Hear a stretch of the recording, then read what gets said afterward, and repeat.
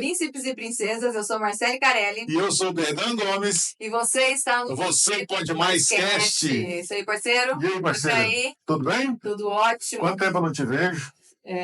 Segundos. Falsidade do cara. A gente fica junto o tempo todo.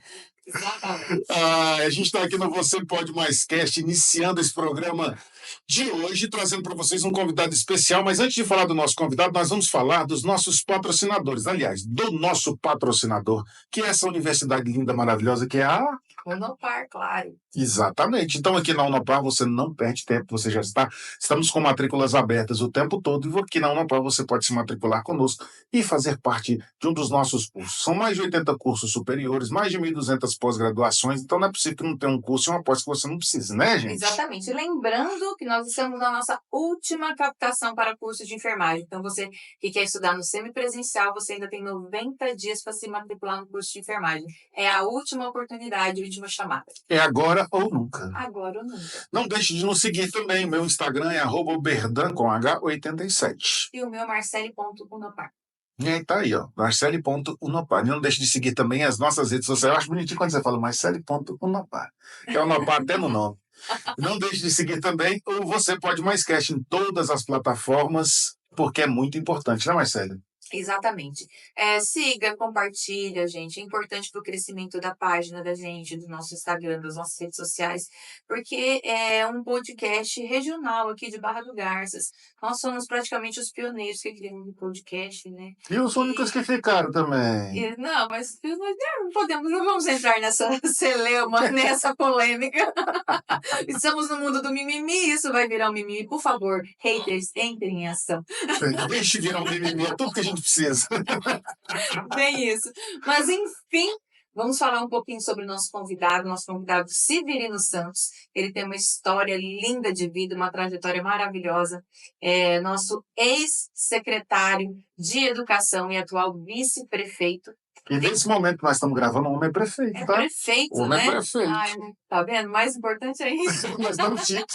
Nós estamos muito chiques hoje.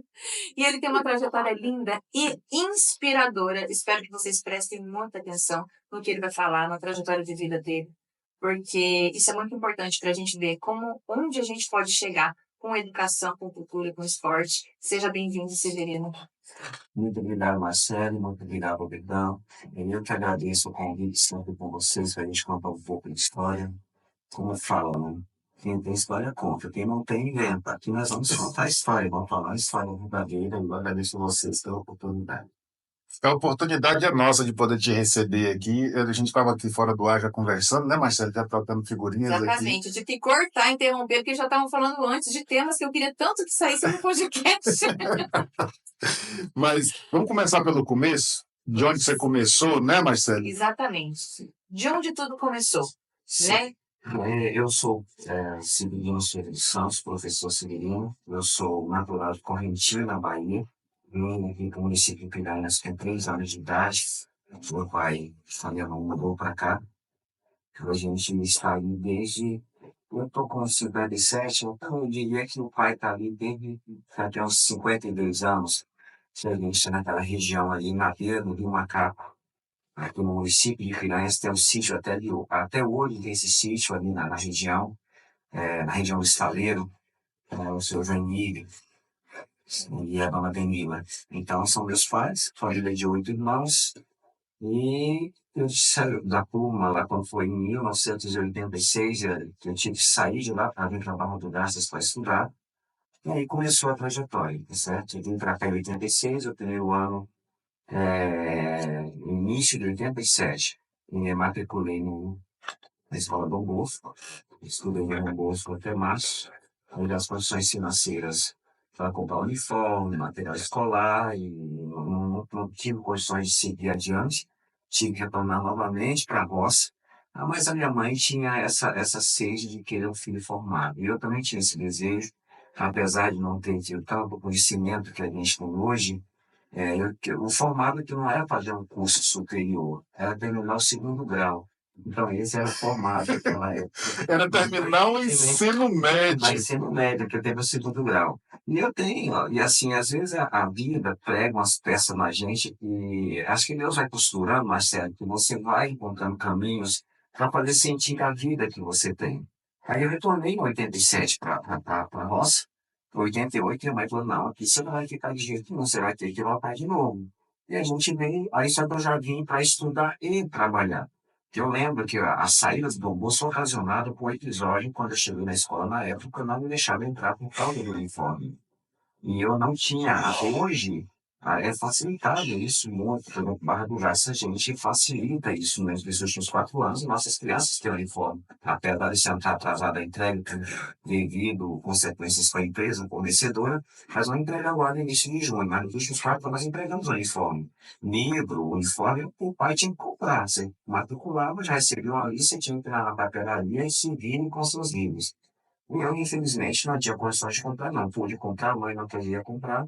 Eu tive que abandonar os estudos, né? Do Paragás, na época, exigente na matemática. E eu retornei. Quando foi início de 88, eu retornei, matriculei no Gaspar Dutra e comecei a trabalhar no supermercado do Milho. Entendeu? Aqui no Santo Antônio, em Pacoteiro, na frente. E a gente ficou um bom tempo trabalhando naquele espaço. E depois, na metade do ano, tive que abandonar de novo também lá do Gaspar Dutra, por causa que você está no mercado e saía, entrava às 6 da manhã e saía às 19, 19h30, 20 horas. E como vocês têm desse jeito? Eu tinha tempo de fazer tarefa, não tinha tempo de fazer nada e acabei abandonando também, muito cansado. Só que no final de 88, eu estava em casa, ali perto do Comópolis, dentro do estádio, chega a Lourdinha. Você deve até conhecer, a professora Sim, Caça, a Lourdes. conheço a Dona Lourdes. Aí ela chegou, a irmã dela, a Luzimar, que trabalha hoje na Ops Contabilidade. Foi lá em casa e falou assim, uma vez falou que surgiu uma vaga de office boy na Sadia. Ela viu que você é muito esforçado, você não quer fazer um teste? No outro dia cedo eu estava lá. Aí eu só voltei no livro no outro dia para pedir demissão e eu fui na Sadia. Final de 88. Finalzinho de 88. Já são são duplo, 37 anos dessa brincadeira. Sim. E aí a gente. E quando eu fui pra Sadia, lá tinha um campo de futebol, e tinha todo sábado tinha futebol. Eu ia pra lá e tinha um pessoal correndo em volta no campo de futebol. O Tio, é um gaúcho do Rio do Sul. Aí eu, às vezes, corria com ele e falava, mas por que você corre tanto? Você faz tantas voltas, você é um só atleta, eu apliquei, eu corro. O que é isso? O pessoal conversa com assim, não, em Concórdia, a Sadia ajuda. Tem até um time de atletas corredores de rua. Aqui na Barra ninguém nem pensava nisso, de corrida, né? E eu comecei a correr, então ele falou assim, olha, você leva até um jeito para correr. E aí ele vai correndo, aí fala assim, olha, no mês de janeiro vai ter uma corrida aqui na Barra. Por que você não treina para ela? Eu comecei a correr, aí eu estou correndo, correndo. Sem técnica, sem nada. Só colocando um pé na frente do outro. Nem o que você está fazendo. Aí quando teve essa corrida, foi dia 20 de janeiro, dia de São Sebastião, deu no sábado. Uma corrida organizada pelo Corpo Bombeiro de Barra do Garça. Por isso que eu tenho essa paixão imensa pelas instituições de segurança. Constantemente a gente faz parcerias para fazer corridas com eles. Polícia Civil, Polícia Militar, nós temos a corrida da Cara Limpa com a Polícia Civil, nós temos a corrida do Roncador com a Polícia Militar e nós temos a corrida Homens do Fogo do Corpo de Bombeiro e a corrida de integração com o Exército. Então, todas essas aí, eu sou parceiro, e é fomentado por nós, eu que fui atrás, já tinha essas corridas, a gente deu uma melhorada nelas. Aí voltando, e aí eu vim correr, ganhei uma medalha, descobri depois, eu fui o 19º, ganhei uma medalha, descobri depois daquilo ali que eu fui o último colocado. Tinha 20 inscritos, medalha pros 20 primeiro, tinha 20 inscritos, um parou. Eu lembro que eu vinha correndo ali, eu não sabia quem vinha atrás, quem estava na frente. Bem em frente à antiga Copercana, que hoje é onde é o Detran. Onde é o Detran. E ali tinha um lá passando mal, fazendo vômito, e eu fui embora, cheguei, ganhei minha medalha. No outro dia, segunda-feira, fui passar dia. Aí o gaúcho falou assim, você não leva a medalha pro seu Vargas ver que você correu? Vargas era o meu chefe imediato. Eu trabalhava na sala aqui, eu trabalhava no outro, eu levei e falei assim, olha, nós gostamos disso aqui, se você quiser continuar correndo, na próxima corrida vamos te patrocinar. Aí até a corrida da infantaria do Exército, no mês de maio. Tinha a corrida aqui na Barra Tradicional da Infantaria. Aí ele falou assim, em maio vai ter outra. Aí eu fui treinar. Aí quando eu fiz, ele falou assim, faltam uns 15 dias, eu avisei pra ele, assim, olha, vai ter uma corrida. Assim, eu falei assim, vai lá e compra o uniforme e manda pintar pra você, Sadia. Aí eu fui lá comprar um uniforme amarelo, talvez vocês conheçam, sabe por que do amarelo agora, né? Tá dentro do primeiro Aí eu fui lá comprei um uniforme amarelo, que eram as cores, era amarelo, azul e vermelho, as cores da Sadia. Aí eu comprei um amarelo, lá na Futurista dos Calçados, lembro como hoje, que era bem ali. Me recordo. É bem ali naquela, onde vai para as águas quentes. Nossa, Não. faz 2 dias que fechou. Eu comprei essa camiseta, levei para ele, era um tênis top preto, ele desse eu tenho essas fotos lá ainda, e esse pintar, também que foi o máximo, nem dormi à noite. Aí no outro dia nessa corrida já fui quinto colocado, tinha muita gente correndo, aí já tinha aí, cara, o exército, o soldado correndo, eu já fui quinto colocado. Subi num pódio, retornei. Aí quando eu retornei, eles falaram assim, olha, nós vamos tirar você da minha vida, de trabalhar o dia inteiro. Você vai ficar só para correr, bem período do seu trabalho. Então, eu falei assim, meu Deus, sério, sério. Qual hora você quer correr? Aí eu imaginei, caramba, eu estou estudando lá numa Liga Pimentel. Estou chegando atrasado todo dia, vai ser agora. Então, assim, olha, nós gostaríamos que você treinasse de manhã e trabalhasse à tarde. Você entra meio-dia e sai às 19. Eu falei, não, vou fazer o contrário. Eu falei, não, eu gosto de treinar à tarde, deixa eu treinar e trabalhar de manhã, que também vamos, você sabe. Aí é assim fez. E eu comecei, eu com a tíbia pela manhã, e eu saía de casa por volta de 4h30 da manhã, chegava no serviço 6 horas, tomava banho, já ia lá pro setor de gol, ficava no relógio ponto, de fazer conferência de ponto, eu batia no cartão ponto, e eu recolhi o cartão para somar o dia anterior, fazer as horas, horas extras, aquela coisa, para tirar a hora, as 8 horas trabalhadas, e o restante era extra, eu levava para fazer isso e fazer o controle de produção. Eu fazia a entrada do pessoal, eles contrataram o outro para fazer o período da tarde. E meio-dia eu almoçava e vinha para casa. Para te ajudar Aí, mesmo. aí, pronto, aí era de 1 da tarde até às 17 horas, sentada na mesa dessa, estudando, porque eu queria aquilo para mim, eu queria a escola, eu queria fazer uma formação, eu queria fazer uma faculdade. Porque eu vim de lá, era com essa intenção, assim, olha, eu não consigo sobreviver na roça, meus irmãos conseguem. Eu não consigo, eu não dou conta trabalhar na enxada, eu não dou conta cortar cana, eu não dou conta cuidar de gado. E detalhe, não era gado do meu pai, era gado dos outros, que meu pai não tinha. Você é o caçula, Silvio? Não, eu sou mais velho da turma. Você é o mais Sou velho? mais velho. Aí foi a Sadia liberou e eu matriculei numa Liga Pimentel, estava no segundo ano do ensino médio, de segundo grau, terminei lá numa Liga Pimentel. Em 91, prestei o vestibular para matemática no UFMT, passei na matemática.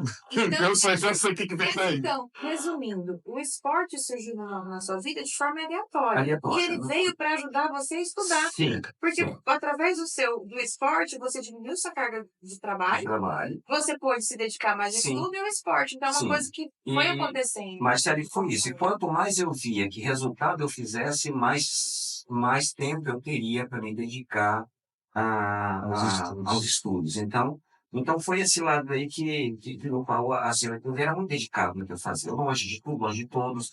Não tem essa facilidade que a gente tem aqui hoje. Eu tinha que assinar jornais, eu tinha um jornalzinho maratona que eu assinava, chegava a cada 60 dias pelo correio. E ali mostrava algumas planificações de treino que atletas faziam. Olha, ele dava um exemplo, hoje eu fiz isso, aquilo, e ia montando ali alguma coisa para ele estar fazendo. A gente está muito longe de tudo. Em 92, a Sadia contratou o professor José Carlos Salamone para trabalhar conosco, para acompanhar. Né? Em 90, final de 90, deu o atleta João Neto também. O João Neto entrou na Sadia e nós fizemos a corrida junto e ele era fora do comum, o João era um monstro. Na primeira corrida do João Neto ganhou dinheiro, já era um dos melhores de Barra Mudança, ele ganhou a corrida. Aí, na sequência, ele foi pegar emprego na Sadia, e aí quando eu vi que na Sadia eu tinha a função de fazer isso aqui, e quando chegava alguém lá no Recursos Humanos para fazer entrevista, eu buscava esse camarada, levava ele para o setor de produção e mostrava, olha, você vai trabalhar aqui, você vai tratar hora. E ele falava, olha, gostei, não gostei. E lá eu atestava a ficha dele novamente, olha, apto, não apto, serve, não serve, ele não quis, ele quis. E a gente mandava de volta para Recursos Humanos. O João Neto veio, conversamos, ele foi trabalhar até na Matança. E foi apto. Aí quando ele entrou, ele falou para todo mundo, esse cara aqui corre passadinha e tal, eu ganhei dele na corrida dos pais. Aí você conhece peão, né? Aí Isso foi no mês de começaram. agosto. Foi no mês de agosto, aí no dia dos pais, e naquela semana seguinte ele entrou na Sadia. Ia ter a corrida de Aragaça, dia 2 de outubro, aniversário de Aragaça, acho que 2 ou 6 de outubro. 2 de outubro. 2 de outubro. E tinha uma corrida de Aragaça 5 km. Pronto. Aí virou um inferno, desculpa a expressão, mas virou um inferno dentro da sadia, que o pessoal assim, o cara entrou aqui, já entrou ganhando uma almofadinha aí que canta mais do escritório, que ele é top, foi todo mundo para assistir essa corrida. Para infelicidade, eu ganhei Você levou pro coração. ganhei a corrida, aí eu chamei para Era por questão de honra, né? Não, agora eu tenho que Aí, ganhar. não, aí na sequência, aí aonde entra esse menino que não sacaneia ninguém, que graças a Deus, aqui não falo pros outros pra ter ficado de mim, não, porque a minha vida é desse jeito, se eu não posso ajudar, não atrapalho. Ele era melhor do que eu, sim, era bem melhor, mas muito anos-luz melhor. Porque eu já estava ali, já quase 2 anos treinando, ele conseguiu fazer coisas que eu não, eu ganhei a corrida lá, foi na experiência, com inteligência, mas se eu trabalhar, ele seria bem melhor do que eu. Eu cheguei na Sadia na segunda-feira, ele deu para fé. Nossa, você ganhou então um rapaz, tal, você ganhou, você Vargas. Mas ele é melhor do que eu. Ele merece uma chance. Sou neto, ele é bom. Ele assim, não, mas não dá, nós já conversamos com ele, não tem desenvoltura na mídia, vai manchar a imagem da empresa porque não fala bem. Aí eu falei assim, não, mas não fala bem, pode. Então aí ele falou na entrevista, então pronto. Disse, mas ele falou assim, não, eu cuido dele. E foi, assim, foi Deus que colocou isso. Porque em 91 ele começou, a gente começou lá junto, isso foi 90, 91, no ano seguinte, nós já começamos a destacar ele de estado de Mato Grosso em corrida de rua. E ele venceu a primeira corrida de reis. A primeira foi o João Neto que venceu, né? Assim, não, ele venceu a nona corrida de reis, mas foi o primeiro A primeira Mato Grossense a vencer. de reis. É Depois verdade. ele veio, ganhou novamente em 92 e ganhou em 93. É o único Mato Grossense que tem um tri na corrida de reis. E ele é o melhor da São Silvestre também, né? Mato Grossense da São Silvestre. É o melhor do Mato Grossense da São Silvestre aí. E assim foi dessa forma. E aí a gente começou a construir uma história em cima disso. E aí veio, eu fui para a faculdade, voltando lá atrás, eu fui fazer matemática, passei ali 6 anos na matemática. Quando eu estava finalizando a matemática, veio o curso dos sonhos. Então, o FMT trouxe para Barra do Garça um curso modular de educação física, abriu um vestibular exclusivo para 40 alunos. Aqui não tinha professor de educação física, era raro o professor de educação física, geralmente o cara terminava e de ensino médio, era um jogador de futebol, sei lá, e ele estava apto a dar educação física. E já estava naquele momento ali que o país estava se livrando dos leigos, tinha que ter pessoas com formação para frente da atividade física. Eu prestei um vestibular, passei também no vestibular, e fui para lá, fiquei mais 4 anos no UFMT, foi a melhor coisa que eu fiz na minha vida, abandonei matemática, os meus concursos tudo, eu sou concursado no estado de Goiás e em Mato Grosso, em educação física, e quando eu encerrei em 2003, eu tive a faculdade, eu falei assim, olha, não dá mais, já estava muito cansado, a Sadia já tinha ido embora, não tinha patrocínio mais, 96 a Sadia foi embora, eu fiquei sem patrocínio, mas de 96 até 2002 eu sustentei o atletismo ganhando prêmios. Então não tinha patrocínio, tinha a Unimed, que era uma parceira nossa, mas não era o patrocinador como a Sadia. A Unimed ela ajudava com passagens, uma ajuda de custo mensal, mas sustentar a família, já estava casado, em 99 eu casei, já tinha sustentar filhos, era nas corridas, ela tem prêmio em tal lugar e tinha que ir. Ele tinha que se virar, ele tinha que ganhar a corrida e pronto. Que não é igual hoje, a premiação era menos. Hoje não, hoje sobrevive bem com os prêmios de corrida. E aí, quando foi 2002, já cansado, eu disse, olha, eu vou parar com o atletismo. Aí eu tinha passado no concurso aqui em Barra do Garça em 2002, aí eu assumi a escola Arlinda Gomes, ali no Ouro Fino, fui professor ali, fui o primeiro professor da escola, ela foi inaugurada naquele período, e eu fui professor do 6º ao 9º ano. Aí em 2005 eu passei no concurso do estado de Goiás também, comecei a dar aula. Aí eu tive que abandonar de vez o atletismo na questão de corrida. Mas lá em 2000, quando eu estava acadêmico, eu já comecei com o seu grupo de corridas, com o Jair do Porto, o famoso Portinho, Vinícius Porto, irmã dele, o Éder, Rafael Gleitner, Daniel Gleitner, Alfredo, Adriano. Então, essa turminha, nós começamos um grupinho ali de voluntário, eu não tinha contrato de prefeitura, nada, é um trabalho voluntário, naquela pista do lado do ginásio, tem uma pistinha ali. Pistinha pequenininha ali. Sim. E a gente começou aquilo ali, e aí o Jailton foi o primeiro menino que eu fui atrás do pai.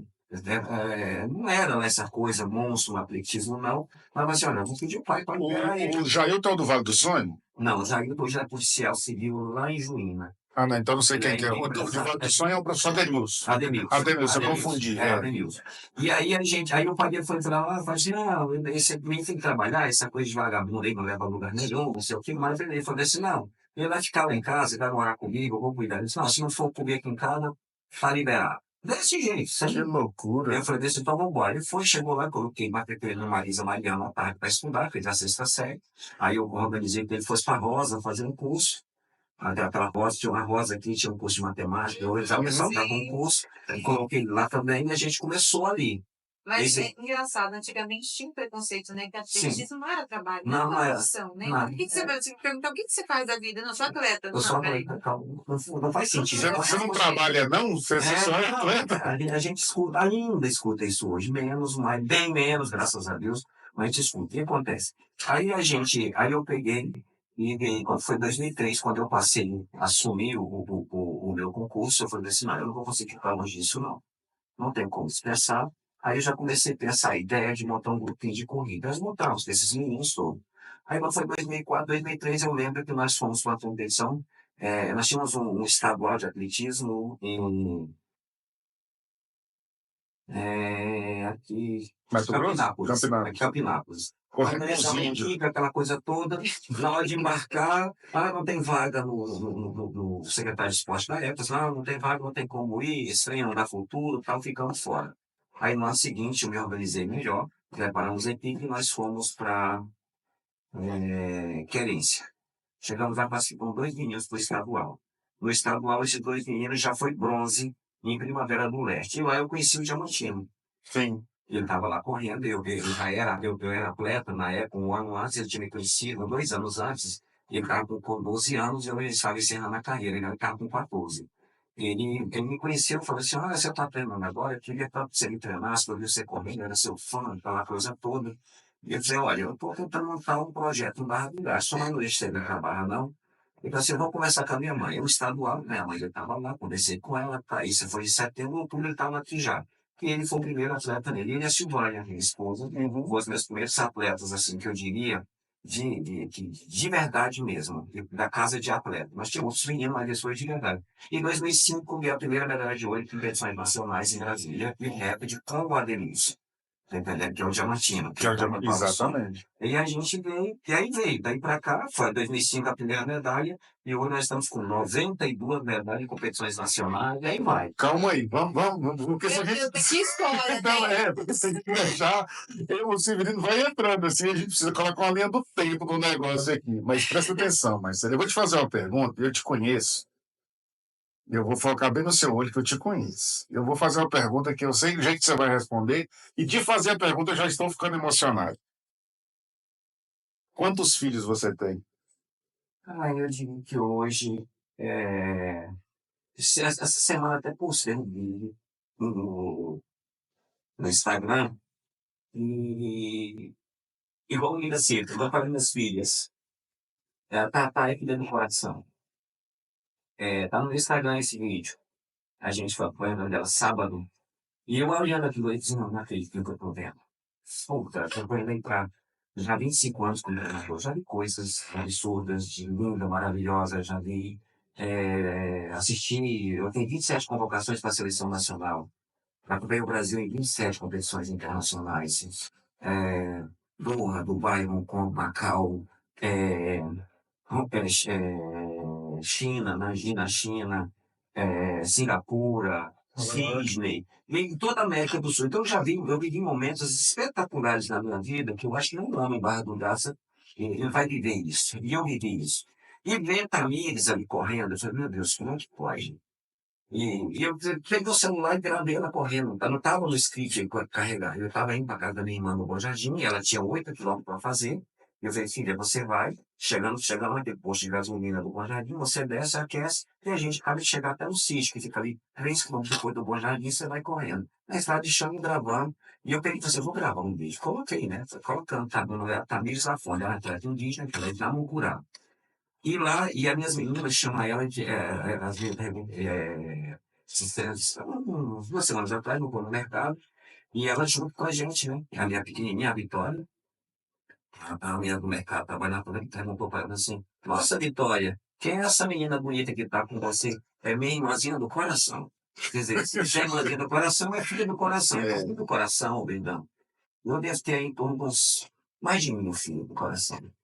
E tem aqueles que é mais de coração que é a casa do atleta. Sim. Tá? Então tem lá em torno de 32 meninos que vivem nessa casa, tá certo? Outros não vivem, vêm na casa, tá ali junto, mas residente na casa mesmo eu tenho 22 atletas, né? Meninos e meninas que dependem de mim pra tudo. Esses atletas, eles vêm de onde?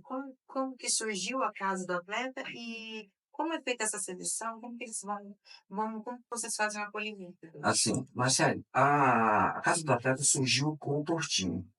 Foi a partir dele que eu comecei a descobrir, calma aí, o pai não tem ideia do que nós estamos fazendo.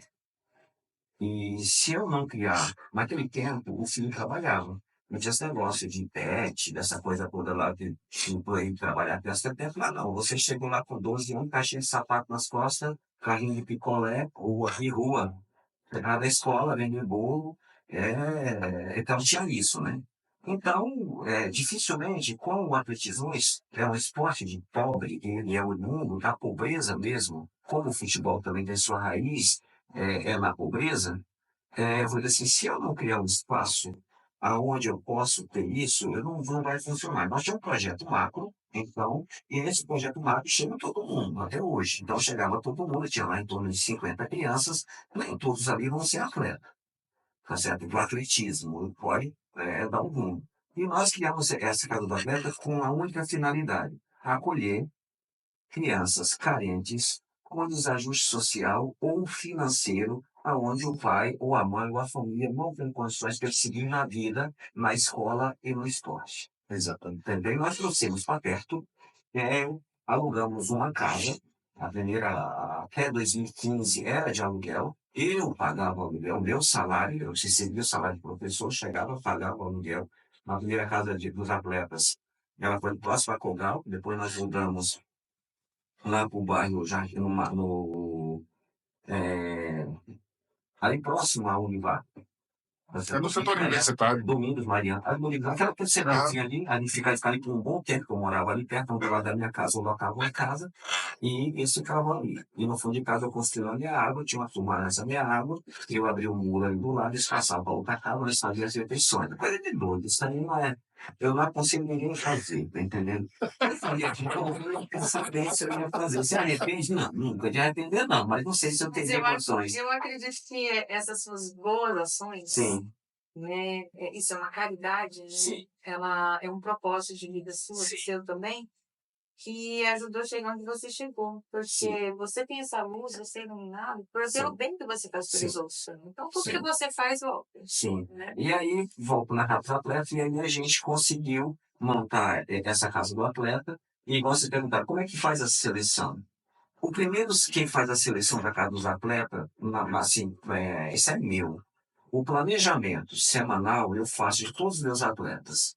Mas eu sento aqui para planejar e eu coloco. Fazer hoje não é mais caneta, né? Eu faço um rascunho na caneta, mas o planejamento geralmente é aqui direto. No celular. Então, quando eu abro a planilha, a vida daquele menino, eu passo, Senhor, conduza a minha noite para não errar. E se errar, errar o menos possível.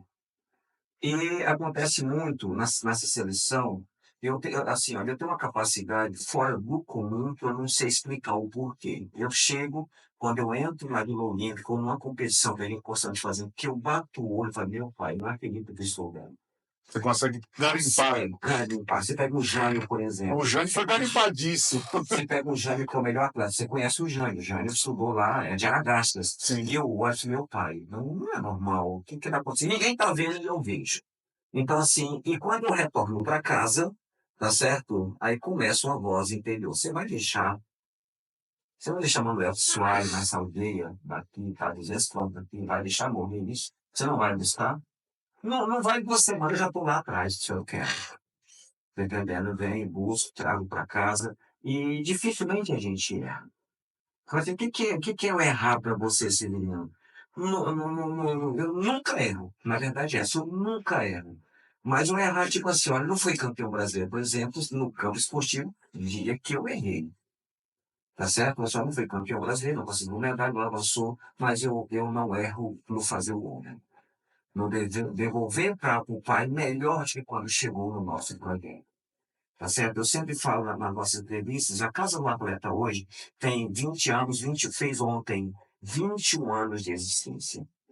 25 de associação, 4 anos a gente ficou ali organizando, e ontem fez 21 anos de Casa do Atleta.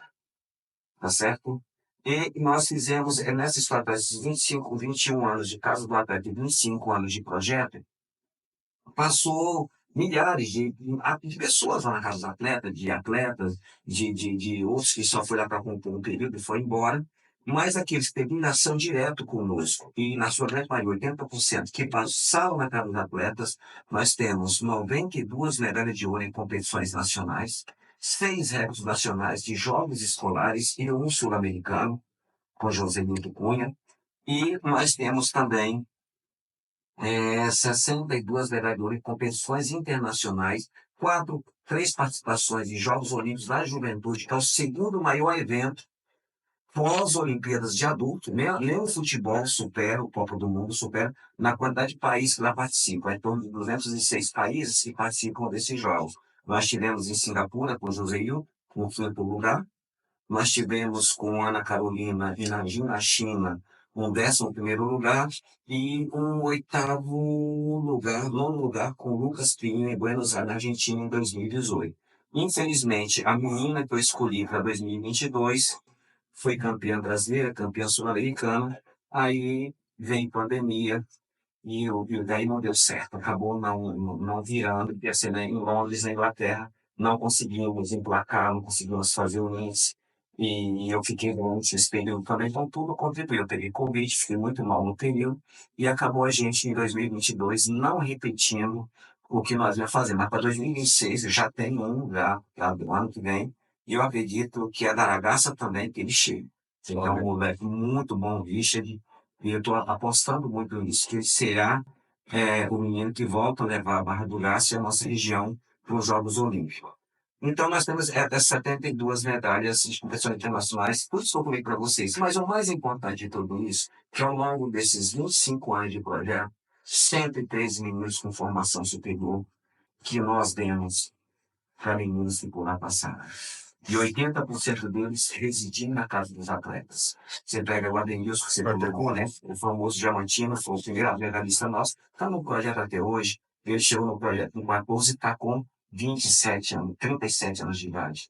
Quer dizer, são 14 para 27, 23 anos conosco. Eu ia falar agora, quem é formado em matemática é você, não me pergunta. 23 anos conosco, chegou aqui no 9º ano, está aí hoje, é professor, um baita bom professor, um cara extremamente profissional, é o coordenador da Academia de Saúde da Unimed, e o meu braço direito na Vila Olímpica, a esposa dele, a professora Elaine, com 29 anos de idade, chegou no projeto com 13. A minha esposa, a professora Maria Silvânia, que eu conheci no projeto também, chegou em 2004, ela chegou no projeto. Hoje a gente está casado já, casamos em 2012, a gente está junto em 2012.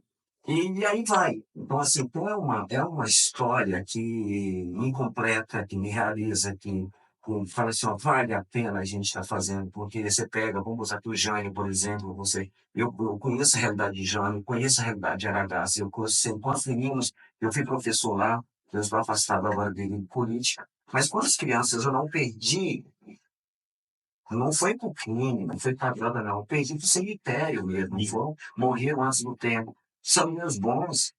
Eu tenho meninas eu tenho 2 anos que eu tenho um filho lá que eu chorei, pô, mas esse menino é bom demais, o que aconteceu? Tá entendendo? Então nós precisamos, Marcelo, a sociedade de um modo geral, nós temos que parar. O nosso país entrou numa situação, até o risco de ser mal interpretado aqui, mas não estou nem aí. Que bandido bom é bandido morto. Não. Bandido bom é aquilo que eu salvo antes de ser bandido. A criança não nasce bandido. Exato. Tá entendendo? Eu entendo que tem alguns crimes hediondos que o cara acaba cometendo, isso aí tem que pagar mesmo. Mas o que nós estamos fazendo antes de falar que bandido bom é bandido morto? O que eu, como cidadão, tá certo? Quantas vezes eu Mas por consigo que você tem salvar? essa visão civilina? E se eu não tivesse o seu Guilherme Vargas me estender a mão, se eu tivesse o doutor Abel, o doutor Pidinho, Um Leonardo, que eu conheci menino na Unimed, hoje é um dirigível da Unimed. Quem, quando eu estaria hoje? Exatamente. Tá certo? Com certeza eu não estaria aqui sentado com vocês. Se Jânio não tivesse Severino, eu tenho certeza, Jânio não estaria aí hoje. Jânio hoje é o melhor atleta da América no Sub-23. É daqui, é de Aragaça. Se nós não temos esse projeto, assim, professor, mas para você tudo essa medalha, sim, foi uma medalha que salvou a minha vida. Eu não estava no crime. Com certeza, se eu não tivesse ganho aquela medalha e alguém estendesse a mão, eu estaria numa fazenda qualquer dessa aí, roçando pasto, tranquilo, ia sobreviver igual. Tá certo? Mas quis o destino que isso não acontecesse, graças a Deus. E hoje nós temos na casa do atleta Manuel Soares, Aldo Neto, Tamires, indígenas. Estou falando de meninos campeões brasileiros que, em sã consciência, ninguém acredita que ele teria condições de ser. Exatamente. Indígena, mas rapaz, não tem futuro não, você está perdendo seu tempo com ele. É mesmo, não. Eu não perco tempo com criança. Eu estar com criança, eu estou ganhando meu tempo, eu estou plantando isso para o povo, tá entendendo? Você me deu um gancho agora para te fazer uma pergunta que eu nunca te fiz, Severino. Desses anos todos que a gente se conhece e que a gente tem uma amizade particular e próxima, que deve perguntar o que eu quiser, eu nunca te fiz essa pergunta que me deu uma curiosidade agora. Você está falando de medalhas, de tudo que você ganhou da convivência com esses alunos, mas às vezes ninguém viu o que você perdeu. O que você já perdeu, Severino? Porque eu imagino que, não vamos falar de dinheiro, não. Sim. Vamos falar de família, de filhos, de pessoas, de estar próxima. Você se entrega tanto, você se doa tanto, que ninguém é obrigado a ir com você nessa. Você vai. O que você já perdeu nessa trajetória? Que minha esposa não interprete mal. Dani, Eu vive muito bem, graças a Deus, a gente é um casal realizado. Eu diria que eu perdi um casamento, o primeiro casamento meu, ele acabou por causa do esporte. Você falou de esposa, a dona Alva, foi uma santa me aguentar. Eu não quero poder se olhar, né? Teu sonho é tua vida, pega descendo e subir é contramão. Tá certo? Porque é sacrificante viver com pessoas que têm essa entrega muito grande. Eu tive a felicidade no segundo casamento, a esposa viver isso também. E ela é uma parceira de primeira hora, ela cai pra dentro mesmo. E quando eu estou ali fraquejando, ela pega, levanta, quando ela está ali, eu vou e levanto também. Então, se eu diria que o primeiro casamento meu, eu acredito que se eu não tivesse tanta entrega, então eu estaria agora até hoje naquela situação, ou não, porque eu acredito muito no desígnio de Deus. Ele que determina, nenhum fio de cabelo cai da tua cabeça, é a autorização de Deus. Então, eu não acredito que foi isso. Mas, assim, eu diria que perca mesmo, que eu diria é essa, o resto só foi ganho. Eu tenho uma família maravilhosa, eu até hoje comentando com os meninos, eles estavam almoçando junto, o Conrad, o Luzemar e o Rafa, que é os três escoteiros que me protegem, que já comigo o tempo todo. E eu comentando com o Conrad, da minha sobrevivência do Covid. Eu tive 100% do pulmão comprometido no Covid. Eu me lembro, 100%. E eu, assim, eu vi mortes, uma atrás da outra. Pra ter sobrevivido, Não, né? não Porque era. 100%. 100%. E não fui entubado, Marcelo, estava na UTI com 100% comprometido e consciente. Não. O doutor Rafael e o doutor Frederico até hoje falam assim, cara, como é que você conseguiu passar? Quando eu encontrei com amigos meus pessoais, e eu planejava o treinamento dos meus atletas no leito de UTI. A Priscila, nutricionista, ela chegava cedo, trazia o relatório dos meninos no apoio. Eu li o relatório, uma mesinha aqui na frente, sentada na UTI, sempre mexendo, e se regulava tudo. E escrevia o treino de todo mundo no manual. Então aquilo me salvou. E outra coisa, eu tinha uma filha de 2 anos e uma outra de 7 meses. Então, quando a coisa agravou mesmo, você olha, amanhã ele não está vivo, tá certo? Foi no sábado de manhã, o doutor Ratão chegou assim, olha, seu quadro não tá legal, tô com medo. Não dá para você tirar você daqui porque você não suporta o aéreo por causa da pressurização lá em cima. Não, você tá terrestre, você não chega em Goiânia porque o cilindro de oxigênio não dá para chegar. Você tá no alto fluxo. Você está aí com 144 de PCR, contaminação altíssima, e foi colocando aquela situação toda. Se amanhã não vai ser melhor, eu não sei o que fazer. Isso é no sábado de manhã, 7 horas da manhã do sábado. Foi um dia horrível aquele também. Falei assim, meu Deus, não vou ver minhas filhas. À noite eu acordo na UTI, eu estava fazendo a tal de DNI, que é uma massa escópica de um aparelho, e a enfermeira chega e disse, o senhor está acordado? Eu tô. Ela falou assim, olha essa foto. A minha esposa, Maria Silvana, tirou uma foto, tinha lá umas 100 pessoas no fundo do Med Bar, tirou uma foto com todo mundo, um monte de gente, amigos, pastores, religiosos, as irmãs, e manda para mim. E eu acordo, estava assim meio sonolento, eu começo a ouvir músicas de canções religiosas, aquela coisa toda, e eu sou devoto de Nossa Senhora Aparecida. E naquele momento ali eu fechei o olho e perguntei para ela, mãe, é justo?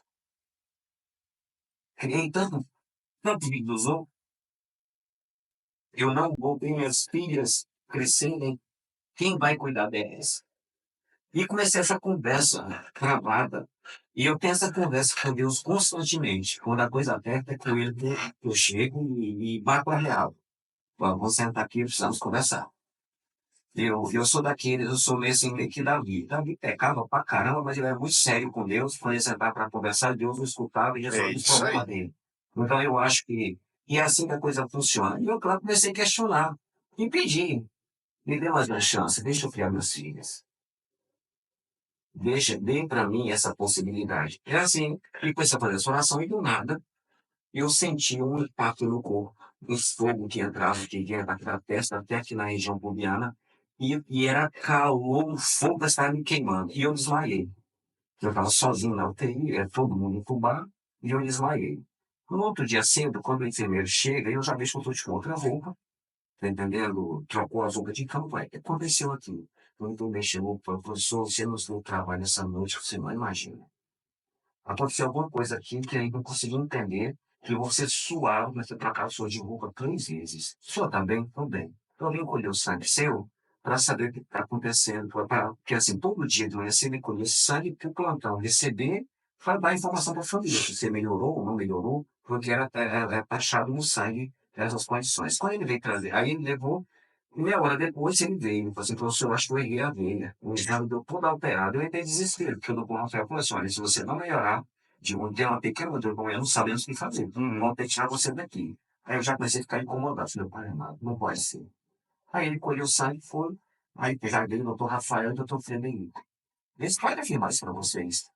Porque eu estou dando nomes. Ele chegou, o Rafael, disse assim, seria onde você está bem? Pô, a senhora, cara, vai ter que tirar você daqui hoje, você não pode ficar aqui mais, tal. E eu entendi isso, comecei a chorar. Não, doutor, pelo amor de Deus, eu não posso sair daqui. Porque eu morro aqui, eu vou morrer perto dos meus. Porque lá no dia anterior tinha falado pra mim, se você for de avião, você morre, Você você morre. pode ter morre, então o que que eu vou fazer fora daqui? Fica aqui, né? Ele falou assim, cara, você não entendeu ainda. Você tá limpo. Você tá limpo. Eu falei, se fosse assim, eu acho que você desocupou um leito na sala intensiva, vamos fazer lá, eles tinham todo um preparo pra você voltar pra lá. Acho que o outro vai te empacotado também, nós vamos levar você, tirar você daqui, porque tá todo mundo aqui, tá com contaminação. Você vai ter que sair daqui. Já chamou o pessoal, já cercou ali em torno todo, e eu sem acreditar. Resumindo, 4 dias depois eu estava sem aparelho nenhum, com 100% do pulmão comprometido. Ainda, eu estava em casa, com muita dificuldade, debilitado, e quando eu melhorei um pouco mais, você conhece o professor Darwin, e já te conta a Demais. história. Eu falei, visitava o professor, eu sei que você levou na sala Thalys. No dia que nós estávamos em oração, lá fora, eu fiz uma promessa para ela, você cumpriu. Por que promessa você fez? Você vai ter que, o ano que vem, que esse ano não dá, você vai caminhando de Aragaças até o Bom Jardim para pagar uma promessa. E não honrar ela.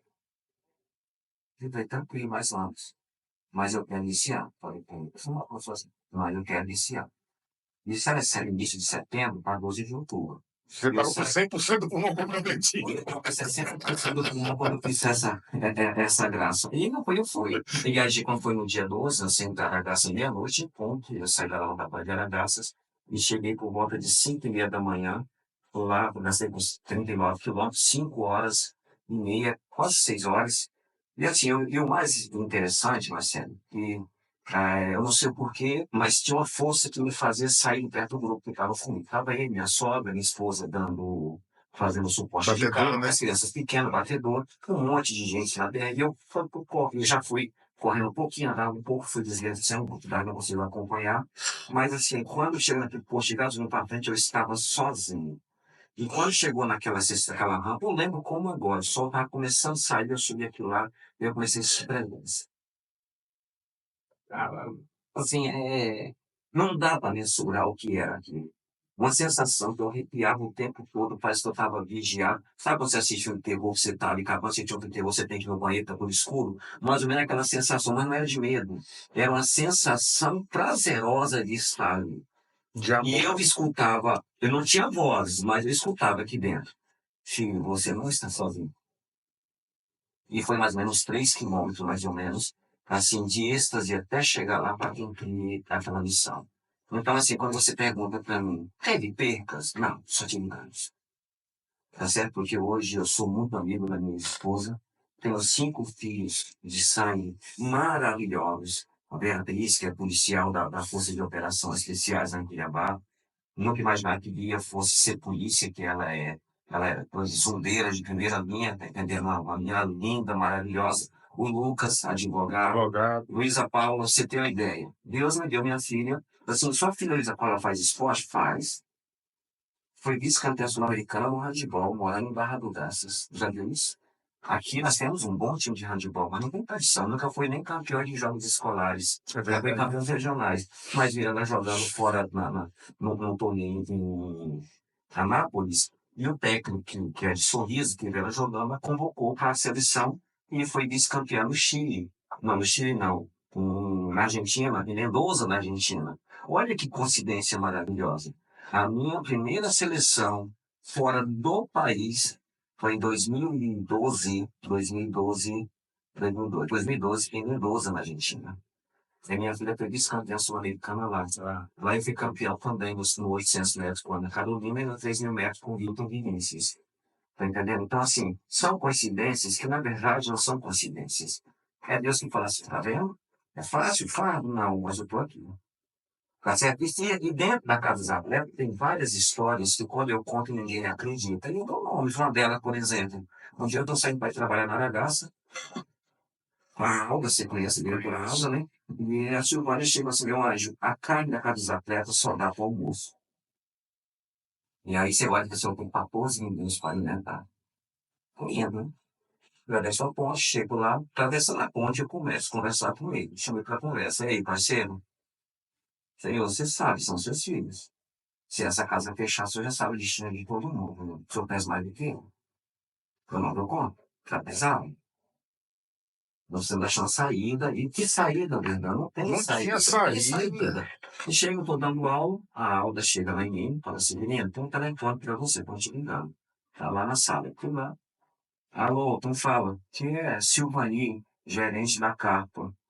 Pô, Silvani, você não me conhece, eu conheço o seu trabalho, é um trabalho espetacular.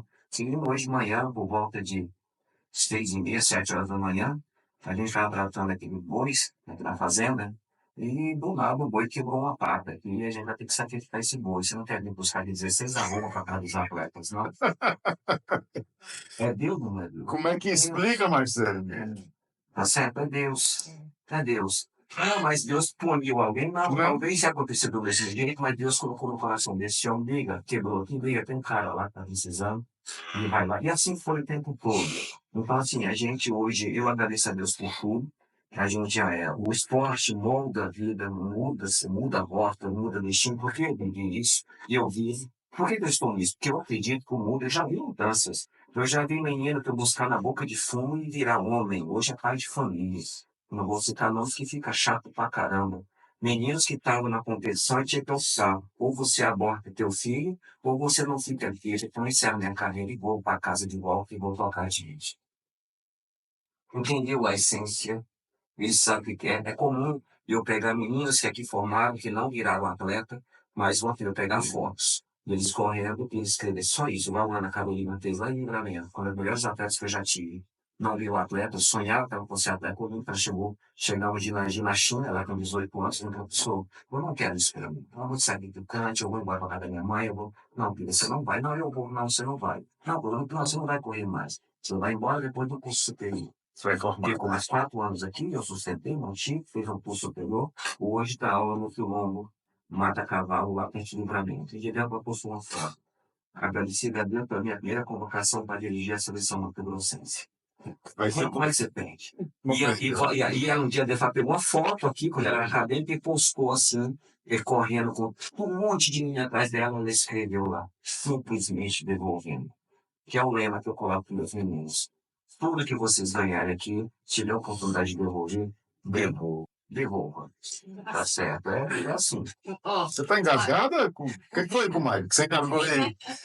bate-papo com o Severino não bate-papo. É uma aula.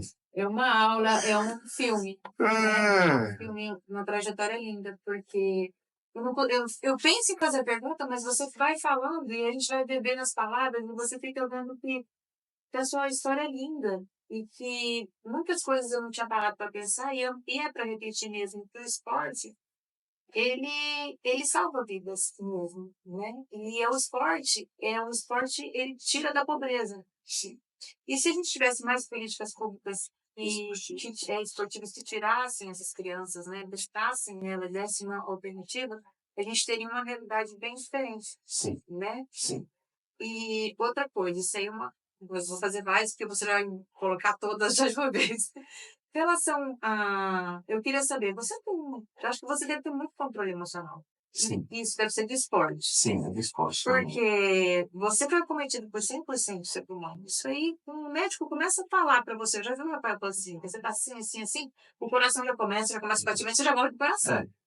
Então você deve ter muito controle emocional para ter sabido lidar com toda essa situação, né? E, lógico, não é só isso, foi um Deus no meio também, porque Deus não forma pessoas, ele forma propósitos, né? Sim. E tirar você desse mundo seria tirar um projeto de Deus. Sim. Né? Que eu acredito que você tem essa missão na vida. Mas é isso que eu queria saber. Você deve ter muito controle emocional. Sim. Eu tive que aprender muito cedo, mais sério, a ter esse controle. Muito cedo. Alguém me ensinou, que psicólogo, amigo, não. O dia da negócio, quando eu estava lá, entendendo as coisas que eu vivia, e você acaba pensando, e agora? O que vai ser? Desde criança, eu já tinha esse sentimento, e eu sempre procurava ser o melhor naquilo que eu estava fazendo. Melhor aluno. Até hoje, eu visito minha primeira professora, Maria Braz. Estou visitando 2 vezes no ano. No dia dos professores, dia 15 de outubro é sagrado. Eu estando em barro ou não estando, quando eu não estou, quando eu chego, eu vou direto lá. Dar um abraço e agradecer. E no final do ano, dezembro, quando eu vou com meus pais. São 2 mulheres que eu amo demais. Amo muito. São, eu falo assim, mulheres que eu falo que fez parte do contexto da minha vida, que elas foram fundamentais em decisões que hoje têm se seguindo aqui. Primeiro, a minha mãe. Analfabeto, não sabe escrever o nome, não tem ideia nenhuma de que é escrever o nome. E o vereador, minha mãe, ainda vendia galinha aqui na feira. Ela era feirante aqui, ela era impulsada para estar aqui. Eu falei, mãe, não precisa mais. Falei, não precisa de dinheiro de filho, não.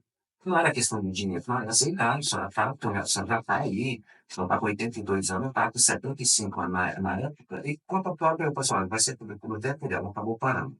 Dona Maria Baez tem esse ponto importante na minha vida, e quando eu terminei ali a 4ª série, que hoje é o 5º ano, ela chamou minha mãe e falou, Danilo, o seu filho não pode ficar.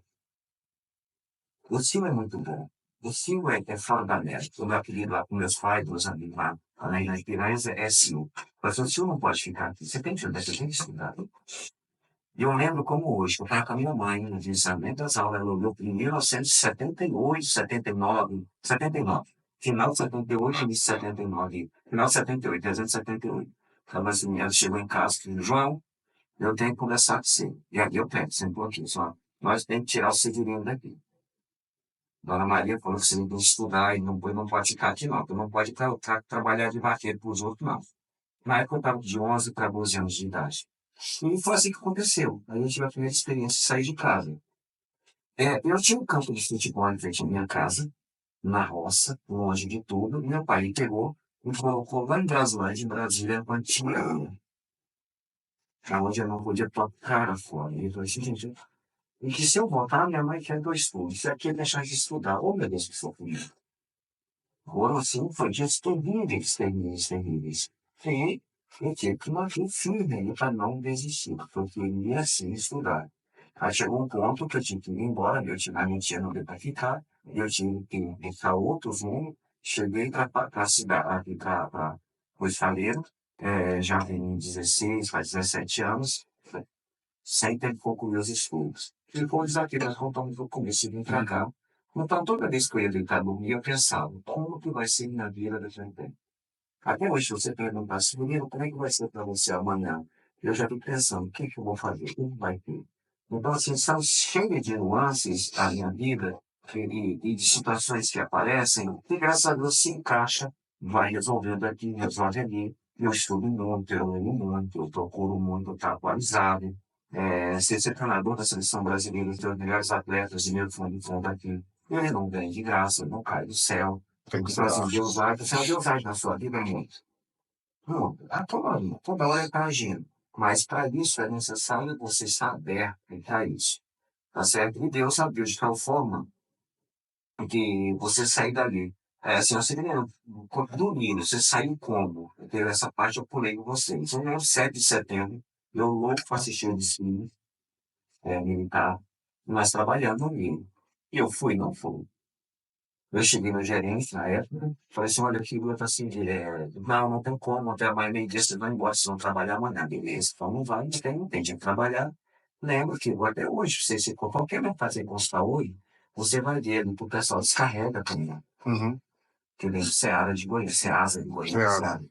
E descarregando aquele caminhão com um saco de batata na cabeça, estourou uma batata da cabeça e botou na água. Gente, você não sabe o que é uma batata. Meu Deus do céu. Batata fede demais da conta. Eu cheguei lá, terminou de carregar o caminhão. Cheguei no senhor, eu posso ir em casa? Eu moro aqui do lado, eu vou lá tomar um banho da tarde. Eu disse, não, vai dar 8 horas, daqui a pouco vai fechar, 11 horas vai fechar, e você vai, já fica, hoje é feriado, fique amanhã inteira trabalhando, tá na preventiva. E chorando, sabe o que é doendo? Eu disse, não, eu não mereço isso, eu não posso isso, eu não vim pra cá, eu larguei meu pai e minha mãe pra cá aqui pra estudar, não estou estudando, estou passando isso. Aí na tarde, eu dormi, chegar, tomei banho, dormi, acordei, e eu falei assim, eu vou subir um Cristo. Naquela época era Não, pedra. não tinha escadaria não, eu subi aquele rasteirão, cheguei lá em cima, olhei pra barra de graças. Falei com Deus, eu saí de lá pra isso. Não foi pra isso, Senhor, você sabe que não foi. Eu preciso de uma oportunidade, eu quero estudar, se eu quero voltar pra roça de novo agora, só se for pra fazer minha mãe feliz. Fazer meu pai feliz, eu tenho orgulho disso. É tanto que na minha família eu sou uma que tem formação superior. Mas meus sobrinhos, todos eles estão fazendo curso superior. É preciso alguém cortar esse cordão umbilical e fabricar pessoas que não chegam à faculdade. Então eu tenho certeza que minhas irmãs, as Emílias, ou qualquer outro, falam assim, vê seu tio, se ele Virou exemplo. tá entendendo? E aí lá eu olhei pra Barra do Braço e disse, Senhor, me honra nesse senhor. Sempre depois, eu estava amassadinho. E a história já contou pra vocês. Aonde o improvável aconteceu. Aonde tudo acontecia só em São Paulo. E hoje acontece aqui. Se eu abrir aqui esse WhatsApp lá, se eu vem pra Barra, eu trago 100 meninos pra cá. Pra morar aqui comigo, porque considera pra mim um dos melhores treinadores do país. Tá entendendo? E sem estrutura, ainda não tem estrutura de ponta, minha pista não é sintética, e aí vai. Severino, a gente precisa. A ideia era ser passar um pouquinho por cada coisa, mas a história dele é boa demais, a gente tem que ficar. Mas a gente precisa Sim, falar um pouquinho da política. correto. Porque senão a gente vai acabar o programa e não vamos Nossa, falar de eu ia política. falar isso agora, eu ia entrar na política, assim, eu ia entrar na pauta. Que bom. Que bom que a gente precisa, a gente tá sintonia.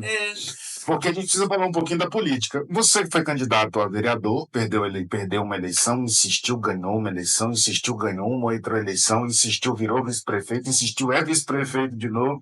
Nesse momento é o prefeito de Barra do Garças interinamente, porque o doutor Adilson está viajando, né? Já assumiu essa função outras vezes, mas tudo isso não foi tão importante, na minha opinião, e você me desculpa, a minha sincera opinião, do que o seu tempo na Secretaria de Educação de Barra do Garças. Porque você pegou tudo isso que você veio ao longo da sua vida e conseguiu colocar em prática como secretário de Educação. Sim. E isso hoje está refletindo nas crianças e nas escolas do município. E hoje Barra é considerada a melhor educação de Mato Grosso, porque o professor Severino foi secretário de Educação. Fala para mim um pouquinho desse orgulho que você tem, mas antes do orgulho, que o orgulho vem do ego. Como é que foi essa empreitada na frente da secretaria? Sim, não foi fácil, não. Você fez um resumo muito rápido. Em 2012, eu fui candidato a vereador, perdi, né? Na verdade, eu fui eleito, mas eu não perdi estágio de candidatura, não fui tomar posse. Peraí, eu vou fazer um adendo aqui.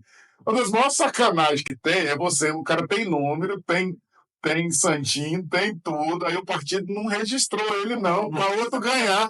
Aí outra pessoa ganhou, mas enfim, ele ganhou nos votos, mas não ganhou na política, é brincadeira? Foram congelados. Eu tive que entrar na justiça para considerar que eu estava apto. A justiça deixou eu sair subliminar.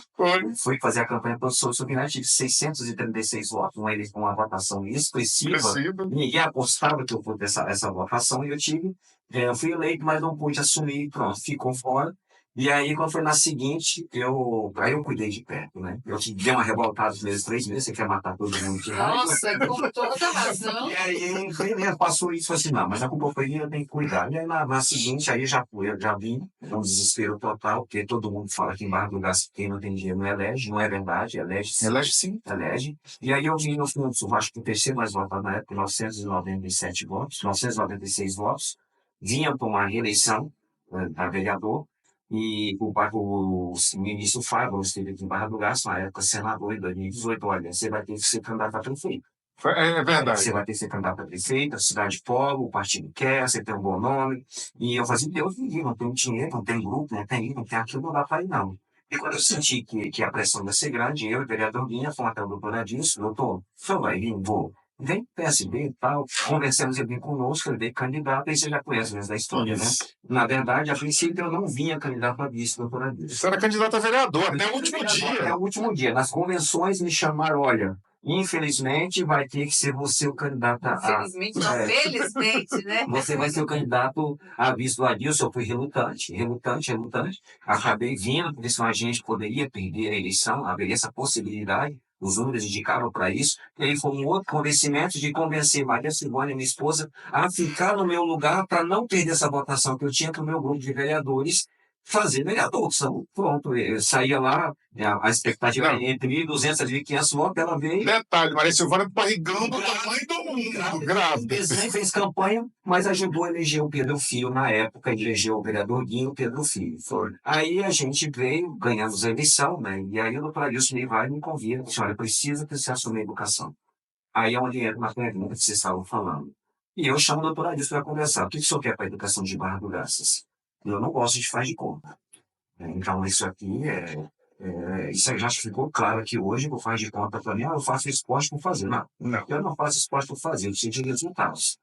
E quando o resultado não vem na medalha, vem no resultado social. Ou os dois juntos, geralmente acontece os dois juntos. E aí eu falei assim, olha, Severino, precisamos disso. Olha, só deixa fazer o nosso plano de governo, porque o plano de governo, eu participei de mim mesmo, eu sou professor, então eu ajudei a construir o plano de governo. É só mudar a educação de Barra do Garça. Porque você tem carta livre para isso, tá entendendo? E aí, nós fomos, eu vim, ele autorizou montar uma equipe muito boa, uma equipe espetacular, né, assim, ela dizendo. Trouxemos pessoas com habilidades educacionais e capacidade educacional para a gente fazer uma leitura do que nós tínhamos, se tínhamos o que tínhamos, nós queríamos chegar, e assim começou. Aí eu lembro de uma história, de um fato, o doutor Adilson foi para Cuiabá, uma reunião com o governador Mauro Mendes, com os novos prefeitos eleitos na época. Sim. E de lá, ele começou a mandar umas fotos para mim. E me ligou e falou assim, Severino, pelo amor de Deus, olha como nós estamos. Somos o 50º no ranking estadual de educação do Mato Grosso. A gente está mal pra caramba. 50 de 142 municípios? Detalhe. E o estado de Mato Grosso era o 22º no ranking nacional. Quer dizer, nós estávamos ruim no estado que estava morto. Então o governador estava muito preocupado com essa situação. Isso aqui não é só números, isso aqui é público. É público, não é invenção nossa, não. Aí quando ele voltou, ele disse, doutor, nós vamos mudar esse plano. Vamos fazer uma projeção, chamei aqui, pandemia, nós estávamos em pandemia tremenda, montamos um grupo, um centro de formação de professores, trouxemos professoras com habilidade para isso, com formação para isso, com capacidade para isso, montamos uma boa equipe.